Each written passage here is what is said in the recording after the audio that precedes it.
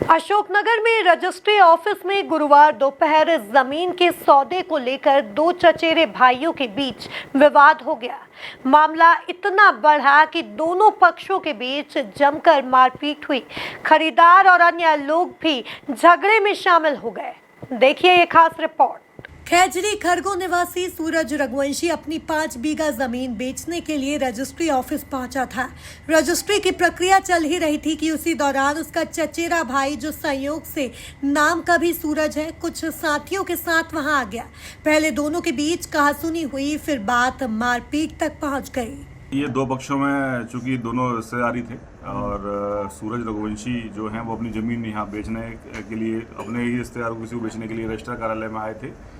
जो जिनका कुछ पुराना कुछ लेन देन का मामला अपने ही किसी वो अपने चाचा ताऊ के लड़के हैं, उनसे कुछ चल रहा था, तो उनको इसमें आपत्ति थी। उनका कहना था कि ज़मीन आप हमें ही बेचिए, क्योंकि वो ज़मीन को उनको भाव जो चाह रहे थे वो मिल नहीं पा रहा था वहाँ से, तो इसलिए वो ज़मीन अपने दूसरे रिश्तेदार को बेचना चाह रहे थे। तो इसी बात को लेकर दोनों में आपस में वहाँ पर झगड़ा हुआ था।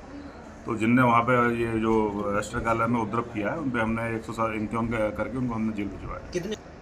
तोड़फोड़ आपस में लड़ाई झगड़ा कर रहे थे, तो कोई पानी की टंकी रखी थी, तो पानी की टंकी में धक्का लगने से पानी की टंकी वहाँ गिर गई थी। उनके द्वारा एक दस्तावेज प्रारूप किया गया था, तो उसमें क्या जो क्रेता विक्रेता थे, तो जो विक्रेता थे वो जिन्होंने वो रजिस्ट्री करने आए थे, तो एक दूसरी पार्टी की वो चाहती थी रजिस्ट्री ना हो, तो उसको लेकर उनके पार्टियों का आपस का विवाद था।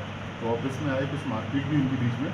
तो जो पंजीयक थे उनको इनके द्वारा सूचित किया गया मुझे, तो मैं तत्काल डायल 100 पर फ़ोन किया और लिखित में भी थाना कोतवाली अशोकनगर में शिकायत की।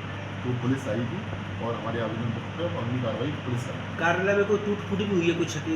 ऐसी तो कोई टूट फूट नहीं हुई, लेकिन जो पानी की टंकी थी जनता के पीने की, वो थोड़ी क्षतिग्रस्त थी। विवाद इतना बढ़ा कि ऑफिस में रखी पानी की टंकी भी फोड़ दी गई। एक दूसरे को लात घूंसे मारे गए। वहां मौजूद लोगों ने बीच बचाव कर मामला शांत कराया। Bureau report, MP news, Ashoknagar.